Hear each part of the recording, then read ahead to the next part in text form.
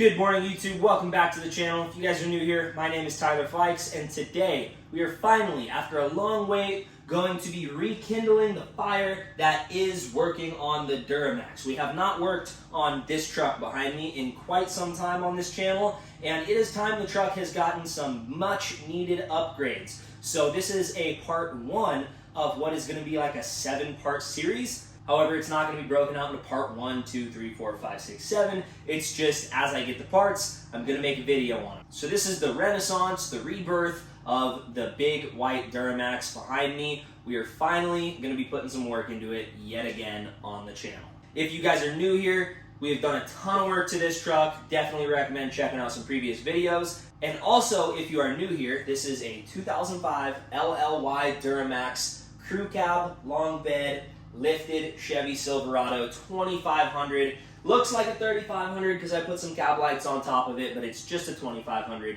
But it gets the job done. Also, there's another truck on the channel, my 1999 GMC single cab Sierra. It's just a little half ton, but there is some big projects coming to that truck very soon. Something way more extreme than I've ever done in the past on this channel. So definitely stick around for that if you are into trucks. Anyways, enough talking about it. Now we're gonna start doing about it. Today, the project is this big old beast right here. Now, if you don't know what this is a 65-gallon diesel container. If you want one of these, I will link it down below.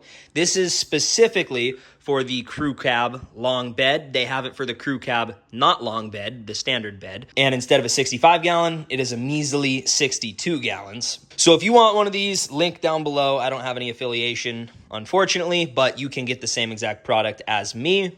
And you too can spend about $300 every time you want to fill up your tank. Now, the cool thing is this truck will be able to go like 1,100, 1,200 miles on one tank, depending on how good a fuel economy you're getting. You know, if you're highway cruising, this thing does see close to 20 miles per gallon. So here is the tank. This is the kindling in the fire to get this truck to where it needs to be. I do have a lot of projects I would really like to do with this truck, and some time has opened up, so I'm hoping that we get these projects done ASAP on this truck and make some awesome videos in doing so. So I'll give you guys some tips on doing it after I do it. This isn't going to be a super in-depth how-to, but I want to show you the before under the truck. We have the fuel tank right back here on the other side of the drive shaft, and that big old Nathan K5 train horn. You can see there's a heat shield. There is a lot of stuff that's going to be coming out from under this truck. Clean it up a little bit while we have some open space, and then we're going to shove that big old fuel tank right up inside of here. Here's another shot under the truck of the tank. It's not super clean looking. It's just kind of a dingy looking tank from 2005. So I do think this is even going to look cool under the truck as well as perform exactly the way it is supposed to. Now, one thing that I do think will change is the fuel tank does not hang below the frame at the moment. I don't know for certain, but I would be surprised if the fuel tank, which is right there, doesn't hang down slightly below the frame. I'm hoping it's not too low and looks stupid, but a little bit of gain on that would not be a bad thing. The traction bars are already the lowest point on the truck, so it's not like we're gonna run into any new clearance issues. And I just really don't wanna see it from a very high vantage point as like this. I don't want it to be hanging down and look like one of those stupid DEF tanks on the newer trucks, but I think a little bit of poke, if you know what it is, isn't gonna be bad. So the first step was to get some fuel tanks and drain the diesel out of the tank so it is very close to empty. And now we're gonna start tearing into taking the old one out so we can get the new one in. And the after shots are in. So I got the tank done. Let's take a look at it real quick. One thing that had to be changed is right about here. I added this support bracket along with the new tank. It came with it. Personally, I think the idling Duramax in the background is nice taste, nice little touch. If you guys don't like it, let me know in the comments and I won't do it again in the future. As I mentioned, I didn't want it to be hanging super low compared to the old one, and you can barely see it right there poking down. It is almost perfectly level with the frame. Not the back part of the frame that goes up, but the front part of the frame right there. Right here, the frame, it ends and it starts to go up. The tank just picks up nicely and continues straight back, and it is almost perfect, if not actually perfectly in line with the bottom of that frame. It almost looks like it is supposed to flow perfectly with that. From up here, it's barely hanging down, and no more than the frame. Definitely no more than the traction bars. And when you start to approach it, you can't even see it anymore. From inside, you can see it in the wheel well more than you used to be able to, but I don't think it's a bad look, and it's definitely not in the way of anything. And under the truck, it utilizes this space and goes a lot further forward, giving you a lot more capacity.